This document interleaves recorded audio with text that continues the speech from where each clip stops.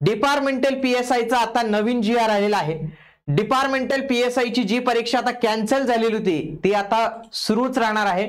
म्हणून जे कोणी नवीन उमेदवार पोलीस शिपाई म्हणून लागले असतील, हवालदार म्हणून असतील, तर त्यांना मात्र भविष्यात संधी असणार आहे। परंतु या जी आर मध्ये खूप महत्त्वाच्या गोष्टी देखील त्यांनी सांगितलेल्या आहे। तर या सगळ्या जी आर मधील गोष्टी आपण समजून घेणार आहोत। आगामी काळात याची परीक्षा पद्धती, सिलेबस कशा पद्धतीने असणार आहे, शैक्षणिक अर्हता, पात्रता, या सर्व गोष्टी आपण आजच्या या व्हिडिओमध्ये पाहणार आहोत। म्हणून तुम्ही हा व्हिडिओ शेवटपर्यंत पूर्ण बघा। पोलीस उपनिरीक्षक मर्यादित विभागीय स्पर्धा परीक्षा, तर यांच्याविषयी आपल्याला हा जी आर बघा, नुकताच 1 सप्टेंबर 2025 रोजी हा जी आर जो आहे तर तो आपल्याला इथे बघायला मिळतो। महाराष्ट्राच्या गृह विभागाकडून आलेला 1 सप्टेंबर 2025 रोजी। मित्रांनो, गणेश उत्सवाच्या निमित्ताने इग्नाइट अकॅडमीच्या सर्व कोर्सेसवर आपण फ्लॅट 20% ऑफ ठेवलेली आहे। याच्यासाठी तुम्हाला बाप्पा हा कोड यूज करायचा आहे। 6 सप्टेंबर पर्यंत तुम्ही कुठलीही बॅच 20% ऑफ जे आहे तर ते मिळू शकतात।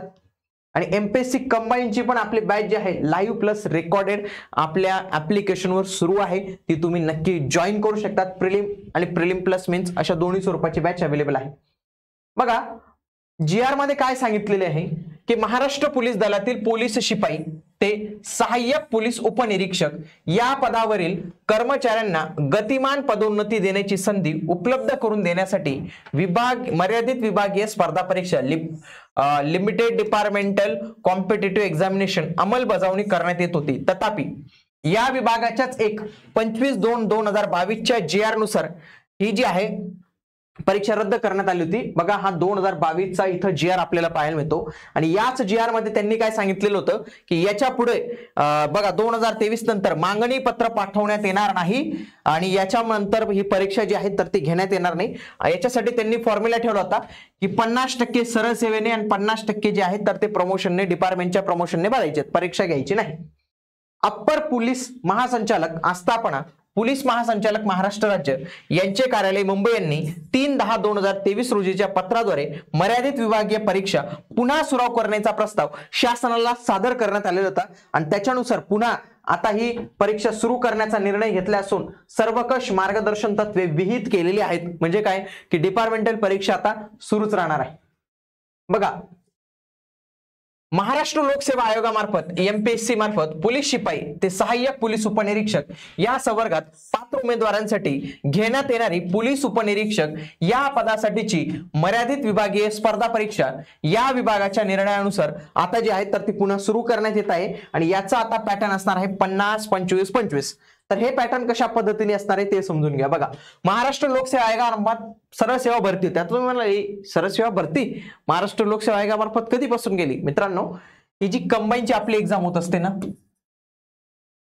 कंबाईन ग्रुप बी नावाची एक्झाम होत असते, त्याच्यामध्ये पीएसआयचं जे पद असतं, सरळ सेवा म्हणजे काय की डायरेक्ट एक नवीन उमेदवार आला, ज्याचं एज्युकेशन होतं फक्त, ज्याला डिपार्टमेंटमध्ये कुठलाही अनुभव नव्हता, तो फर्स्ट टाइम नोकरीला इथं आलेला होता, तर अशांसाठी ती कंबाईन ग्रुप बी ची एक्झाम असते पदवीधर उमेदवारांसाठी। मग त्याच्यामध्ये त्यांची प्रिलिम, मेन्स, शारीरिक चाचणी, ग्राउंड सगळ्या गोष्टी इथे घेतल्या जातात। तर या परीक्षेद्वारे फॉर एक्झाम्पल डिपार्टमेंटमध्ये 100 पदं रिक्त असतील तर त्याच्यातील 50 पदं ही कशाने भरायची तर याच्याने भरायची, परीक्षा घेऊन भरायची। तुम्ही म्हणाल परीक्षा घ्यायची, अरे इथं पण परीक्षा, अरे मित्रांनो ही नवीन फ्रेशर उमेदवारांसाठी। बघा, त्याच्यानंतर डिपार्टमेंटलची जी परीक्षा असेल, बघा ही आहे डिपार्टमेंटची, ही डिपार्टमेंटची परीक्षा आहे। याच्यामध्ये कोण कोण पात्र असतं बघा, पोलीस शिपाई, पोलीस नाईक, पोलीस हवालदार आणि सहाय्यक पोलीस उपनिरीक्षक, तर हे सर्व उमेदवार पात्र असतात। आणि यांना 25% जागा राहतील, म्हणजे या 100 पैकी 25 जागा या पुन्हा डिपार्टमेंटलचे जे लोक असतील ते परीक्षा देतील। आणि उरलेल्या 25% जागा ही पदोन्नतीने भरले जातील, ज्येष्ठता आणि गुणवत्ता याच्या आधारे, म्हणजे ते डायरेक्टली प्रमोशनने भरले जातील, त्यांना काही एक्झाम देण्याची गरज पडणार नाही व त्यांना खूप सारे वर्ष इथे जाऊ द्यावे लागतील। कळालं का तुम्हाला? हे एकदम शॉर्टकट मेथड आहे म्हणजे पोलीस शिपाईवरून डायरेक्ट पीएसआय होण्याचा। तर बघा, याच्यासाठी पात्रता काय असेल, फॉर एक्झाम्पल एखाद्याला त्या 25% डिपार्टमेंटल पीएसआयचा लाभ घ्यायचा आहे। बघा, सदर परीक्षेसाठी पोलीस शिपाई, पोलीस नाईक, पोलीस हवालदार आणि सहाय्यक पोलीस उपनिरीक्षक ही 4 पदं पात्र असतील, ही 4 पदं पात्र असतील। जर समजा त्याची 10वी झाली असेल, फक्त तो 10वीच्या बेसिसवर लागला असेल तर 10वी प्लस त्याला 6 वर्ष डिपार्टमेंटमध्ये सेवा द्यावी लागणार आहे। अखंडित सेवा म्हणजे काय, कंटिन्युअस सेवा पाहिजे, मध्ये काही निलंबित वगैरे त्याचं नको आहे। पुन्हा जर त्याची 12वी झाली असेल तर त्याची सेवा ही 5 वर्ष कंटिन्यू पाहिजे। जर तो पदवीधर असेल तर त्याला फक्त 4 वर्षाची सर्व्हिस असेल तरी त्याला आता डिपार्टमेंटल PSI परीक्षाही देता येणार आहे। म्हणून का तो पोलीस शिपाई म्हणून खूप सारे उमेदवार सुरुवातीला जॉईन होतात बरं का, त्यांची पदवी पण असते आणि त्यांना फायदा होतो की 4 वर्षात त्यांना डायरेक्ट डिपार्टमेंटल PSI परीक्षा देता येते, डायरेक्ट ते 4 वर्षात PSI होऊन जातात। म्हणजे असं जर तुम्ही डायरेक्टली गेलं MPSC मध्ये त्याच्यातले कॉम्पिटिशन आहे, पण हे कॉम्पिटिशन फार उमेदवारांना सोपं जातं। पहिले पोलीस शिपाई होऊन जातात, डिपार्टमेंटमध्ये जाऊनही लागतात, त्याच्यानंतर त्यांची स्पर्धा फक्त डिपार्टमेंटच्या उमेदवारांची जी आहे तर ती होत असते। त्याच्यानंतर वयोमर्यादा बघा, दरवर्षी जेव्हाही आढळेल त्या वर्षाच्या 1 एप्रिलला तुमचं वय गणलं जाणार आहे। हे 35 वर्षांपेक्षा जास्त नसावे आणि मागासवर्गीय उमेदवारांना पुन्हा 5 वर्ष म्हणजे त्यांना 40 वर्ष वयाची सूट जी आहे तर ती इथं देण्यात येईल, हे लक्षात घ्या। 35 वर्षांपेक्षा जास्त नसावे आणि इथं 40 वर्ष वयाची त्यांना सूट जी आहे तर ती इथं देण्यात येईल। त्यासोबतच त्यांना दक्षता प्रमाणपत्र घ्यावं लागेल, म्हणजे काय की त्यांच्या विरुद्ध कोणतेही चौकशी किंवा फौजदारी जी आहे तर ती कारवाई सुरू नसावी। जर ती सुरू असेल तर त्यांना परीक्षेला अप्लाय करता येणार नाही, लक्षात घ्या। पुन्हा त्याच्यानंतर त्यांनी सांगितलेले की प्रोसेस कशी असणार आहे बघा, दरवर्षी 1 जानेवारीला गृह विभाग MPSC ला मागणी पत्र जे आहे तर ते सादर करतील आणि त्याच्यानंतर हे गृह विभाग पुन्हा 1 मार्च पर्यंत MPSC ला सादर करणार आहे। म्हणजे लक्षात घ्या 1 जानेवारी पर्यंत गृह विभागाला म्हणजे त्यांच्या डिपार्टमेंटला आकृतीबंध की एवढी पद रिक्त तेवढी पदं भरायची, आम्हाला 50 पदं भरायची ते पाठवतील। पुन्हा गृह विभाग ते बघून व्यवस्थित वगैरे बघून पुन्हा ते MPSC कडे 1 मार्चला सादर करणार आहे। म्हणजे 1 मार्चला त्यांच्याकडे आलं तर मे बी त्यांची जाहिरातीची जी आहे एप्रिल मे मध्ये येऊ शकते आणि जून जुलै ऑगस्ट मध्ये लगेच त्यांची परीक्षा कधीतरी ते त्यांच्या पद्धतीने परीक्षेचं आयोजन करू शकतात। म्हणजे त्यांनी अशा पद्धतीने हे नियोजन जे आहे तर ते ठरवलेलं आहे। त्यासोबतच त्यांनी सांगितले की लेखी परीक्षा आणि शारीरिक चाचणी परीक्षा यांचा अंतर्भाव असणार आहे आणि त्यासाठीची गुण महाराष्ट्र लोकसेवा आयोगाद्वारे निश्चित केले जातील आणि त्यासाठी त्यांना डिपार्टमेंटची सल्ला संमत करावा लागेल। यासोबतच परीक्षेचे जे स्वरूप असेल, परीक्षेचा जो अभ्यासक्रम असेल तर ज्यावेळी ती जाहिरात येईल तर त्या जाहिरातीसोबतच तुम्हाला ज्या काही गोष्टी ज्या आहेत तर ते इथं बघायला मिळणार आहे। त्यासोबतच बघा आता काय होणार आहे की एखादा पोलीस शिपाई असेल, एखादा पोलीस नाईक असेल, एखाद्या सहाय्यक पोलीस उपनिरीक्षक असेल तर हे सगळे म्हणजे आता हे वेगवेगळे आहेत डिपार्टमेंटमध्ये, पण ज्यावेळी हे PSI होऊन जातील तर हे एकच होऊन जाईल। मग एखादा उमेदवार असेल पोलीस शिपाई मधला तो एकदम तरुण असेल, तो डायरेक्ट आज 28 वर्षाचा असेल आणि हा असेल तर हा 32 वर्षाचा असेल। हे दोन्ही PSI झाले।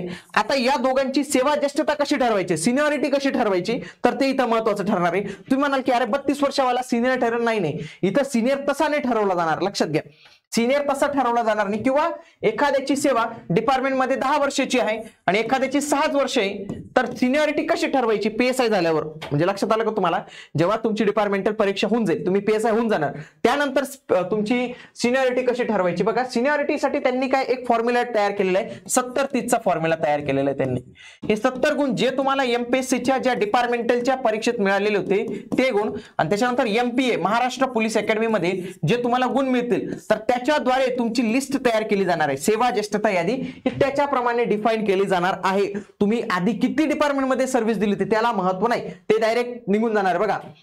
याविषयी कर्मचाऱ्यांचे पूर्वीचे पद तसेच सेवा ज्येष्ठता ग्राह्य धरली जाणार नाही। तुमचे पूर्वी समजा एखादा पोलीस शिपाई होता आणि तुम्ही सहाय्यक पोलीस उपनिरीक्षक होते तर तुम्हाला असं वाटेल की तुम्ही PSI झाल्यावर तुम्ही सिनियर होणार, त्याच्यापेक्षा तसं नाही। सिनियरिटी लिस्ट या पद्धतीने तयार करण्यात येईल 70-30च्या फॉर्म्युल्याने। 70 मार्क हे तुमचे 70% मार्क हे तुमचे MPSC मध्ये जे डिपार्टमेंटल परीक्षा झाली होती त्याच्यानंतर MPA मध्ये जे तुमची ट्रेनिंग होणार आहे तर त्या ट्रेनिंगचे तुमचे 30 गुण, तर तिथे जे काही गुण असतील शारीरिक चाचणी वगैरेचे तर ते 30 गुण एकत्र करून तुमची ज्येष्ठता यादी जी आहे तर ती तयार करण्यात येणार आहे। म्हणजे भविष्यात PSI वरून जर वरचं प्रमोशन तुम्हाला पाहिजे असेल तर याच सिनियरिटी लिस्ट नुसार तुमचे जे आहे तर ते प्रमोशन होणार आहे। बघा 2023 मध्ये जवळपास 615 जागांसाठी डिपार्टमेंटल परीक्षेसाठी ऍड आली होती, खूप मोठी ऍड होती। म्हणजे एवढी मोठी ऍड तर MPSCच्या सरासरीत पण येत नसते मित्रांनो। म्हणूनच डिपार्टमेंटलचे उमेदवारांना हे नक्कीच भविष्यात देखील फायदा होणार आहे। बघा मागच्या वेळी त्यांनी जेव्हा ऍड काढली तेव्हा हा पॅटर्न दिलेला होता, पण भविष्यात हा पॅटर्न असणार नाही मित्रांनो। 100% चेंज होणार आहे। का चेंज होणार आहे मी तुम्हाला सांगतो। पण बघा पूर्व परीक्षा घेतली होती 100 गुणांची, मुख्य परीक्षा 300 आणि शारीरिक चाचणीला 100 गुण दिले होते। बघा पूर्व परीक्षेला मराठी, इंग्रजी, सामान्य अध्ययन हे 3च विषय त्यांनी इथे दिलेले होते। बघा हे विषय दिले होते, हा अभ्यासक्रम दिला होता. तुम्ही जर हा अभ्यासक्रम पाहिला तर जवळपास एमपीएससी सारखाच आहे, परंतु जो डिपार्टमेंटलच्या मेनचा अभ्यासक्रम दिलेला होता तर त्याच्यामध्ये कायदेच याच्यावर विचारले गेले होते जवळपास पेपर 1 पेपर 2 मध्ये. आता याच्यात जर तुम्ही लक्षात गेलं, इंडियन पिनल कोड हा 1860 अशा पद्धतीने जुने फौजदारी कायद्यांवर प्रश्न होता. पण तुम्हाला माहिती आहे की आता नवीन फौजदारी कायदे आलेले, म्हणजे याच्या भविष्यात जेव्हा ऍड येईल तर मे बी हे चेंज होऊ शकतं. कारण की नुकतंच जे एक्साइज इन्स्पेक्टरचं होतं डिपार्टमेंटल, तर त्यांना आता नवीन अभ्यासक्रम आला, नवीन अभ्यासक्रमामध्ये नवीन फौजदारी कायदे आले. यांना देखील नवीन फौजदारी कायदा ही येणारच आहे.